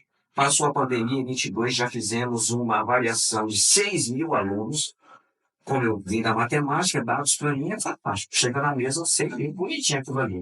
Quando trouxe os dados, já assustei, verdade? Falou, o que que eu tô fazendo O que eu aqui? estou fazendo aqui, Pai amado? Aí nós começamos a implantar, nós colocamos o Alfabar, que hoje é o Alfabetiza, que é dele do Governo do Estado, colocamos o Alfabar, que é um programa que nós temos, olha, a criança alfabetizada na idade certa, com 7 anos de idade tem que estar alfabetizada, Lendo e escrevendo. lendo e escrevendo. Tá certo? Então, foi o primeiro pensamento nosso. Mexemos na estrutura da educação infantil, a estrutura que eu falo não é só a estrutura pedagógica, mas a estrutura no todo. Mudar a concepção, mudar espaço, melhorar isso. Hoje vai estar visitando uma creche nossa, coisa linda. Vão entregar agora, esses dias, depois da reforma. E nós começamos a ver tudo isso. E foi trazendo números. E fomos aderindo a programa do governo federal e governo estadual. Tem que ter coragem para Tem. isso. Quando você adere a esses programas, você abre, escancara a cidade para avaliações externas. Então, o governo vem aqui de tempos em tempos te avaliar e te apresentar números. O que eu queria era números. E nós fomos fazendo isso. Quando foi em 2023, o AB5 tem de novo, a prova SAEB, que avalia a qualidade de ensino. Nós tínhamos escola, 4 escolas nossas aqui que tinham IDEB zero, IDEB zero. Quer dizer, não foi tão ruim nos anos de 2019, que estava zerado a coisa, não estava legal. Mas não havia necessidade nem de ter provas externas. Você entrar no nono ano para tomar uma prova de tabuada, eu fiz isso várias vezes no ano inteiro, porque eu ia lá, já chama fulano aqui, eu percebia que nós estávamos com meninos ali, no nono ano, 60% era funcional. Era alfabetizado pelo alfabeto funcional. É o básico do básico. É tipo assim, a professora assim, ó, faz uma leitura aqui, pegar cacacicococó, no nono ano, não saia nada. Eu falei assim, nós temos que recuperar essa turminha que está daqui, melhorar o que está chegando. 3 escolas nossas, entre as piores do estado, exceto 2, melhor dizendo, que era a escola João Alves, no Mangueiras, e a Sebastião Teixeira, lá na Vila Maria. E olha só, Entendendo? escolas urbanas, não era nem de distrito, não. Era escola E mais uma vez, escola no alerta, no amarelo. Você olha, a todo momento está mais para estar lá no vermelho do que lá em cima. Hoje, resumindo, você tem uma ideia, nós não temos nenhuma escola no amarelo mais. Na última edição de premiações, no ano passado, nós ganhamos 3 escolas entre as melhores do estado de Mato Grosso. Mas quero ser aqui de Barra do Garças. Você presenciou isso várias vezes. Olha, vai abrir as matrículas. As mães chegavam aqui no Marcúcio, na sexta-feira, para fazer a matrícula na segunda para garantir a vaga do filho numa escola de qualidade. Você não vê mais isso. Porque nós trouxemos equidade para a educação de Barra do Garças. Então, o ensino que o Marcúcio tem, as outras escolas também têm. O João Alves, ali embaixo do Dom Bosco, e aí é o Complexo de Educação Dom Bosco, a Escola João Alves. Isso. É uma excelente escola, Linda Gomes, Marcos, as escolas premiadas lá, você tem aí, o que é equidade? Nós pegamos, tem uma escola nossa premiada, que é o Frederico Toscani, lá no Nova Barra, está entre as melhores no Mato Grosso. Foi premiada, escola premiada, com o título lá em Cuiabá para receber. O Moreira Cabral, lá no bairro Anchieta, premiada. E o Marcucci, premiado. Quer dizer, temos 4 cantos da cidade de Barra do Garças com escolas premiadas. Esse ano, eu acredito, nós vamos repetir a premiação de mais escolas. E o ensino de qualidade realmente chegou. São desafios difíceis, não é fácil de manter. Então, esse ano a gente está tendo agora, sim, já que estou dando algum áudio de uma das nossas coordenadoras preocupada. Daqui a pouco eu tenho reunião lá embaixo na prefeitura, com a DRE, para discutir alguns assuntos. Então, a gente está bem alinhado a isso. O que nós fizemos? Construímos um plano com a aplicação e monitoramento. Tá entendendo? Você vai lá, avalia e monitora. Avalia e monitora. E aonde está desajustado, você vai ajustando, vai trazendo. Aí você pergunta assim, Escola Dom Bosco. Ninguém acreditava que nós fôssemos, no país fosse entregar a Escola Dom Bosco. Foi uma linda e maravilhosa. Creche noturna, cara. Pois é, nós temos ali, pegamos uma creche aqui no Solar View. Não está fazendo noturna porque não deu público. Não foi culpa nossa, mas a pequena... Não, foi criada para isso. Aí, graças a Deus, não deu público. Ainda bem. Cabeça menos. Ainda bem. Mas pega o Dom Bosco, por exemplo. Eu contei para vocês ainda há pouco que eu saí do Dom Bosco porque eu não tinha uniforme e material para estudar. E eu, como secretário, vou entrego juntamente com o nosso presidente para a comunidade da escola revitalizada para meninos ter oportunidade para estudar. Fantástico. Então, assim, são coisas que Deus coloca na minha vida. Na questão daquela escola, eu lembro. Eu, assim, gente, eu entrava aqui parecendo um flagelado. E a gente está aqui hoje para entregar um espaço maravilhoso para a educação da Engraçado, eu lembro que eu estudei no Dom Bosco e, gente, Não tem nada a ver a escola. A escola virou uma escola de luxo, é uma escola linda, bonita. Sim, Não foi uma revitalização. Vocês transformaram a escola, porque naquela época não se tinha essa qualidade que tem hoje. Entendeu? Então é outro nível de educação, de espaço, de Espaço e tudo. tudo. De tudo. Não tem como comparar. Não sim, tem, é incomparável. verdade. Mas essa administração de Barra do Garça, você entendeu, Verdade? Tem 6.300 alunos, estão chegando a 8.000 alunos. Nossa, Precisa aumentou melhorar demais. muitas coisas. Se você for consultar perfeito, não, tá onde perfeito. Mas muito longe, graças a Deus. Essa mamãe tem muito trabalho pela frente. Mas, assim, o que eu mais avalio de interessante em tudo isso foi a vontade do educador, da direção de escola, dos coordenadores, da equipe de apoio. Todo mundo entrou nessa linha, tá certo? Eu lembro do doutor Maurício, da UFMT, assim que eu assumi, ele foi lá conversar comigo, e falou assim: eu estou preocupado com a educação de Barra do Garças. 80% dos nossos professores estão, 82% estão insatisfeitos com a profissão. E aí era vários fatores, condições de trabalho não muito boas, melhorou muito. Hoje eu pego aqui, eu tenho aqui os dados de todos os servidores, o salário que nós pagávamos em 2021 quando assumimos, e o salário que nós pagamos hoje. Não tem comparação. Nem se compara. Elevação de nível e classe hoje é automático na educação de Barra do Garças, porque é mérito dos nossos professores. Se eu quero a educação de qualidade, eu tenho que trabalhar com isso. Ah, mas não tá bom. Tá bom sim. Porque se eu pagar 100 mil reais, ela não vai estar bom. Se eu pagar 200 mil reais, não vai estar bom. Então, por isso que a gente traz essas exigências, porque não é só o salário. Nós temos que fazer que essa educação de qualidade chegue para meninos, para que essa rotina de fabricar meninos que não chegam na universidade pública gratuita tem que acabar. Tem que acabar. Tá certo? E nós temos que fazer com que meninos que têm condições que de ir para uma faculdade particular, ele tem condições de ir também. Às vezes, no ensino público, não tem o que eu quero, mas uma outra instituição de ensino tem, e lá é pago. Mas se eu tiver condições, estou trabalhando, eu consigo pagar para o meu filho estar lá. Porque senão a gente vai ficar o tempo todo alimentando esse vício, esse ciclo vicioso, melhor dizendo, da não formação, da não capacitação, do não melhorar por meio da educação. Deixa eu te fazer uma pergunta, Severino. Com tudo isso que você conseguiu fazer durante a sua vida toda, gerindo todas essas coisas, hoje você se considera um bom gestor? Assim, olha, eu estou aprendendo. A Silvânia, a gente fez um evento esse final de semana na Vila Olímpica, e depois do evento a gente ia sentar para conversar. Falei, meu Deus, como que a coisa melhorou tanto? Como é que conseguimos fazer essas coisas acontecerem? Ou seja, de uma limonada, de uma limão não faz limonada, a gente faz um sorvete mesmo. Então, com pouco a gente consegue fazer muito. E eu comecei a perceber, Berdan, que se eu falar para você assim, que eu me considero um bom gestor, seria uma arrogância. Mas os resultados, os números que se apresentam diante do que a gente está fazendo, nos coloca nisso. Porque a semana passada teve aqui uma equipe em Cuiabá para trazer os resultados e apresentar para o nosso gestor do Planalto e falar assim: olha, vocês estão fazendo bem feito o propósito de melhorar a educação de Barra do Garça e fazer com que ela chegue para todos. Isso é resistência, tá certo? Isso é coragem de fazer um tratamento, tá certo? É você ser resiliente, é você ter paciência, é você aguardar para amanhã para não fazer hoje algumas situações, é você ter feito ontem o que você poderia fazer hoje. Então, assim, e eu fui aprendendo com isso. Foi desesperador quando eu sentei naquela cadeira de secretário e algumas vezes você encontrava algumas críticas. Cara, mal faz esporte, quer se meter ser secretário de educação. E eu falei, Senhor, é você que tem que fazer as coisas, é nós dois, vamos embora. E assim, o que me agrada muito é que a gente tem uma aprovação muito boa na educação de Barra do Garças, muito boa. Você tem uma ideia, nós pegamos, em final de 2024, nós lançamos no ato da matrícula, o pai da matrícula, que esse é o sistema trava enquanto não responde ao questionário. Olha a loucura. O questionário é isso, perguntando para o pai que quer matricular. Qual o seu grau de satisfação com a educação de Barra do Garças? Muito satisfeito? Satisfeito?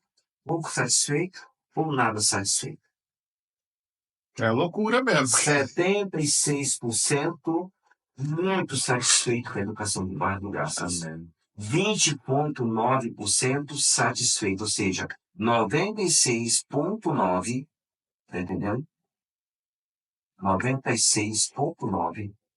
96,9% é satisfeito com a educação de Barra do Garça. E sobrou lá 3,1% para tomando conta, né? Eu A não gente gosto. tem- Não, a gente- até talvez assim, entende? é que talvez passou por isso, talvez traga um sabor. Se Isso. eu não estou contente, para mim não foi bom. É É considerável. normal. Agora, Tudo 96 de aprovação, meu amigo, se eu tenho 8.000 alunos, eu tenho 16.000 pais. Tá Exatamente. entendendo? Então, assim, tem algo de bom. É muito.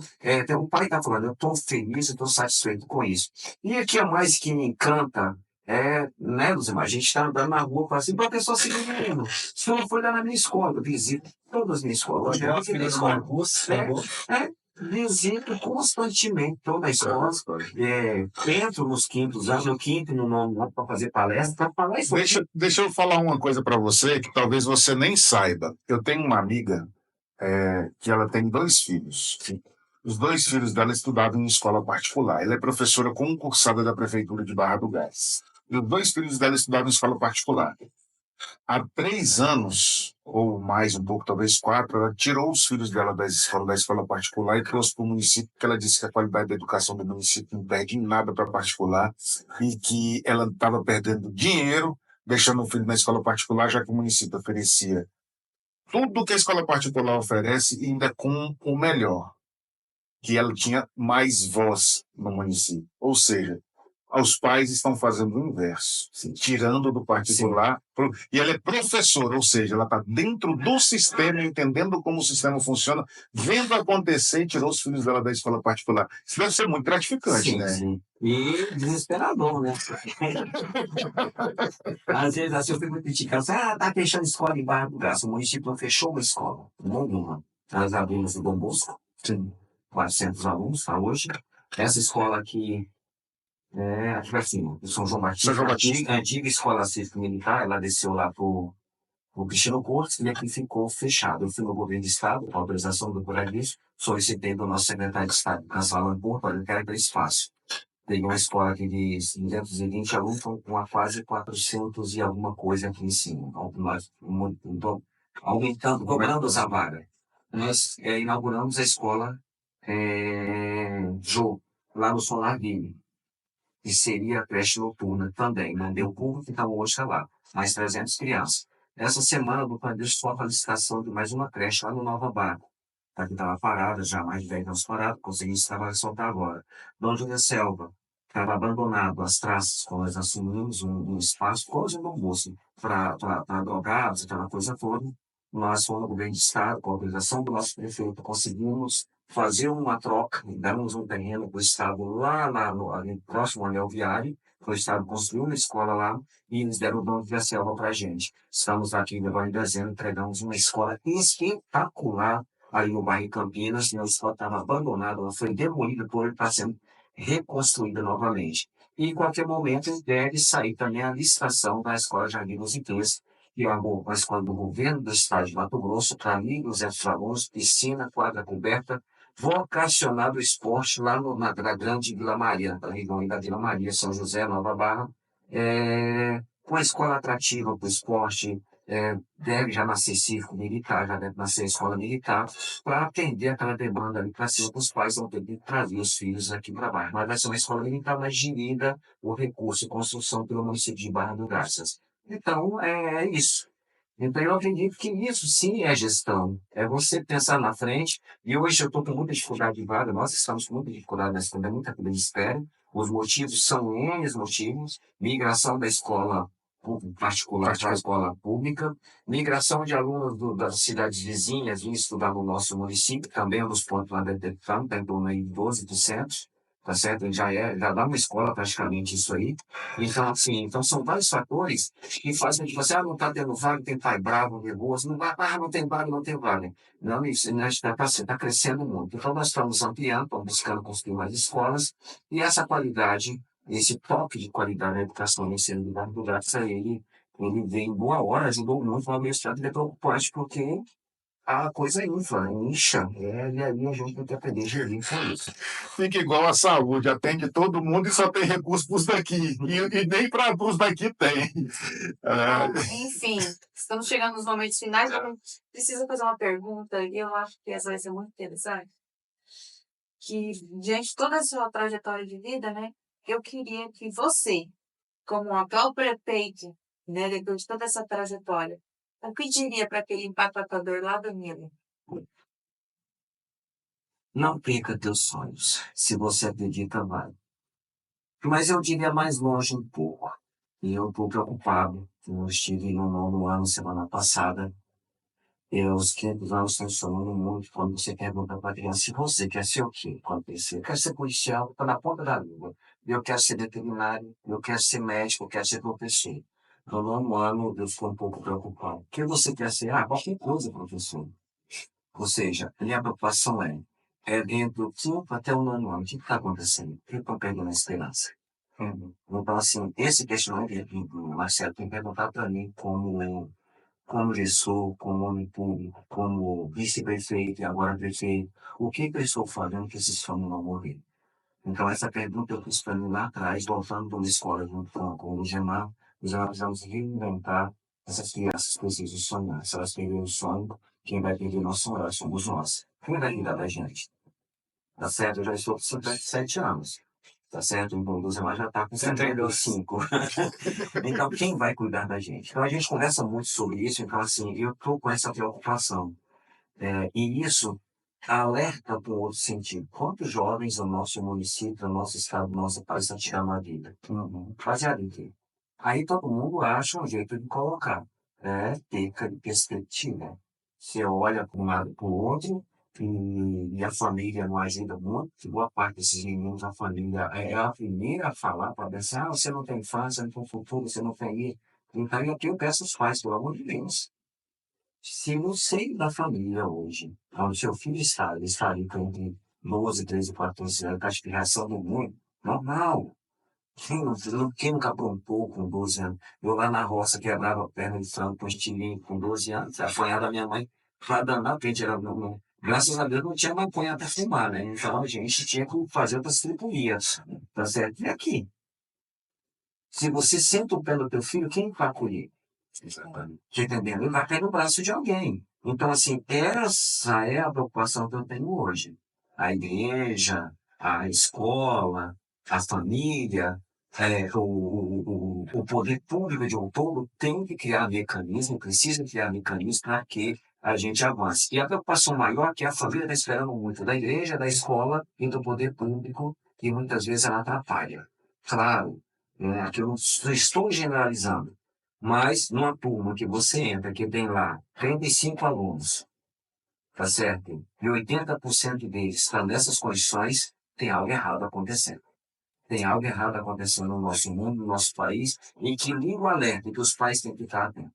O pai tem que abraçar mais vezes o filho e falar assim, filho, eu te amo, eu confio em você. Porque é no pai que ele confia. Nós fizemos um evento esportivo aqui na Vila Olímpia esse final de semana, e estava lá um empresário, que eu não vou colocar o nome dele aqui. E assim, eu faço muitas reflexões. Eu falei, fulano, você está aqui, você vai jogar também? Brincando assim. Não, Severino, só você e tua esposa para me trazer. Eu falei, como assim? Assim, meus netos estão doendo. Ontem eu vim, hoje estou aqui novamente. E começou a chorar. Eu falei assim, olha, eu não tive tempo de fazer isso com meus filhos. Aí já dentro meu filho bateu no rumo. E você vê pais chegando aí de bicicleta, com o filhinho na garupa da bicicleta, pedalando, vindo lá da Vila Maria, São José, e ele tá lá assistindo. E alguns deles fui lá conversar com esse, olha, é o momento que eu tenho para ver meu filho, que eu saio de casa às 5 da manhã, ou 4 horas da manhã, para estar 5h30 lá no Piboi. Aí eu saio das 6 horas da tarde para estar lá em casa às 7h30 da noite, aqui já tá dormindo. E aí? Engraçado, né? Você vê que princípios aprende dentro de casa. Minha filha estava pensando de jogos na escola, e aí teve uma brincadeira na gincana que eu fui participar com ela, né? Que era para pôr as bolinhas e colocava a bolinha e ela puxava. Era uma coisa de mãe com filha, e aí tinha eu com a minha filha e outra mãe com a filha.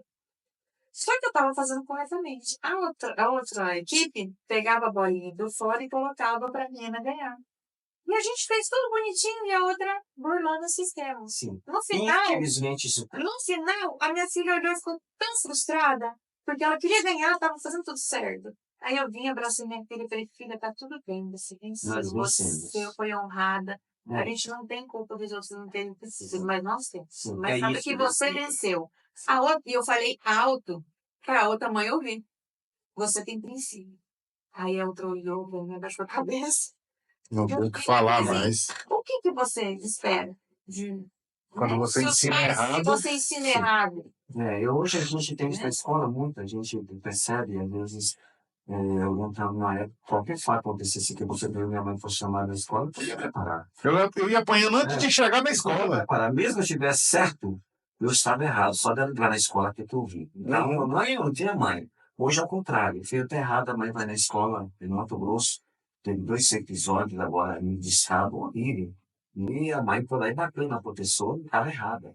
Simplesmente bateu porque quis bater. E quando você levantar, a pessoa estava correta. Foi uma cobrança, eu chamei, você precisa, eu falei, caramba, desencadeei. A menina saiu de si e cantou. Então, assim, nós temos que avaliar bem isso, então nós precisamos estar ajudando para perto dos pais. Eu sou muito próximo dos pais dos meus alunos. Eu vou na escola, a gente conversa muito, o pai me procura. Hoje, eu estou prefeito hoje, só essa semana, tem 4 pais que dançaram comigo, não é cachorro de prefeitura, não. O que que faço para ajudar meu filho? Me ajuda a me ajudar. Então, a gente coloca à disposição isso. A Vila Olímpica é constante. Eu chego lá, no final de tarde, me aparece mais uma atrás da outra. Professor, posso fazer meu filho para conversar com você? E a gente sai atrás, mas eu falo, você faz de conta que você não está trazendo, eu vou conversar para não ficar chato, entendeu? Você não, minha mãe está fazendo. E a gente ajuda muito, a gente contribui. A gente tem essa habilidade, Marcelo, de lidar com essa juventude, porque a Nutella faz isso, né? Então a gente. E eles veem em mim, principalmente o pessoal do atletismo, eu sou a minha esperança, a minha tábua de salvação. Então eu vejo ali no outro projeto nosso, onde estava lá olhando, João Pedro ele falar comigo, você está olhando, o que é que o senhor olha? O que o senhor está observando? Você está vendo alguma coisa interessante aqui? Sim. Eu vejo você quando você está na autoridade dele, está comigo. Então, assim, é interessante, cara, ele tá comigo. Vai virar presta? Sei lá. Vai virar gente. Vai virar gente. Vai estar ali, ser humano, então não é isso que importa. Vambora, né, parceira? Bora, pode fazer o filme. Sim. Se eu não quero assistir. Para a gente poder encerrar e ir embora, eu quero deixar um relato aqui para todo mundo saber quem é o Severino. Eu estava secretário de esporte da prefeitura de Aragarças e nós fomos para Anápolis. Eu tive o prazer de ter o Severino como meu braço direito quando eu estava na secretaria de esporte. Olha só que privilégio, né? Assumi a secretaria de esporte num ano, esse mesmo ano entrou pandemia, não consegui fazer muita coisa, mas consegui ainda dar força no Profesp, que é o projeto que saiu o Jânio, e a gente foi para Anápolis. E eu vi uma cena no campeonato de atletismo, eu estava ajudando os meninos na natação, perdendo em tudo, porque ninguém nunca sabia nem nadar, e o Severino estava lá com os meninos do atletismo, era no mesmo lugar. E eu vi o Severino encolhidinho num canto do muro, com pneumonia, com febre, e acompanhando os alunos ali, e fazendo os treinos, incentivando, e falando como é que o Lázaro, que era o professor, iria conduzir naquela questão. E não só isso, nós tínhamos atletas indígenas também, sim, que não tinham R$1. Sim. E a gente pagava a alimentação desses atletas. Sim. Eu paguei uma vez. Das outras vezes o Severino pode deixar que eu vou pagar. Para mim é um prazer. Então é só para deixar claro que não é o Severino o político. O Severino teve que se tornar político para conseguir fazer com que o atleta para salvar o projeto dos atletas. Mas esse cara tem um coração do tamanho do mundo, eu acho que do tamanho do seu pulmão. Ficou 100% contagiado pela Covid e não morreu. E eu lembro daquela vez lá em Anápolis, Manuel Rosa, é um menino do assentamento ali perto do Bom Jardim, Pequena Vanessa. Pequena Vanessa. Eu vi ele correndo no ano anterior, lá em Jacareí, e ele foi o último colocado da bateria dele, tá certo? Na semifinal, passou pela eliminatória, na semifinal, para ir para a final, ele não foi, ele era do Bom Jardim. E ele saiu chorando, revoltado, descalço, todo mundo de sapatilha, descalço, calçãozão lá nas pernas, para esse moleque não treina. Mas quem passou, eu perguntei para o professor João Batista, que era do Bom Jardim, professor, esse menino, aí lá você tá bem, tal, isso. Eu falei, esse menino é bom. Mas não falei para ele, só pensei isso. Cheguei em casa, começou a incomodação. E incomoda. Aí o senhor Jardim falou assim, me dá o contato desse menino. O professor me deu, eu liguei. No início do ano seguinte, ele estava matriculado no número 100, assim, eu poderia estar matriculado em Barro. Mas 100, eu ia comigo todo dia de moto, para lá, todo dia eu queria ganhar os estaduais com ele. e nós ganhamos os Jogos Estaduais lá em Lá em Anápolis. Anápolis, naquele ano. E ele pegou a seleção dele, ganhou o nacional também, e foi para a seleção brasileira e ganhou o Sul-Americano de Escolares em Lima, no Peru. Foi um revezamento 4x80, 5x80 da seleção brasileira. E esse menino hoje está terminando a faculdade. Vai voltar agora, não está mais atleta, mas com certeza, vai voltar para com a formação superior agora com 20 anos de idade. Quer dizer, é isso que vale a pena, tá entendendo? É mais um na estatística de que não é certo, que nós torcemos por nós. Então, somente estava nas drogas, não é isso não é certo. De não estar na escola, de não saber que eu posso ser um bom profissional. Com certeza, se ele não contribuir com mais meninos na trajetória da vida dele, os filhos ele vai cuidar. Só quer ter oportunidade. Então, o nosso trabalho é isso. É o legado. É o legado. Então é isso, Bora. meu parceiro. Bora Bora. finalizar Foi bom então? o papo, né? Foi muito bom. Foi muito, muito, muito bom. Parabéns. Inspiradora essa história. Fiquei emocionada várias vezes, chorei. Pelo amor de Deus, vocês vão chorar em casa, se preparem. Vocês podem chorar mais à vontade, que eu fico contida. Eu também. Mas a Aí história eu é choro muito sempre, o pessoal me linda. chama de chorão. Eu tô chorando menos agora. A gente tá Que mais história dentro. linda. Porque você passa esse filme na sua cabeça, né? Quando você vai contar uma história dessa, você viveu. Eu começo a reviver ela novamente. Hoje eu tô me controlando mais pra não E deixar que de... memória, né? Sim. Uma memória excelente. Severino é diferente dos iguais. É diferenciado, o seu propósito, o seu legado. É muito bom. forte. E vamos marcar uma outra conversa depois, Severino, pra gente falar de política, Vamos. só de política. Vamos marcar. Agora a gente queria falar da sua vida. Vamos marcar depois pra gente falar só de política. Vamos falar de política, sim. Marcelo, então vamos embora, minha Então, parceira. vambora, é isso aí, gente. Ó, para vocês que ficaram até aqui, tchau, muito obrigado. Não esqueça de dar o joinha. Severino, obrigado, valeu. Muito obrigado, Brendan. Marcelo, muito obrigado. Deus abençoe vocês e nos proteja sempre. Amém. Amém.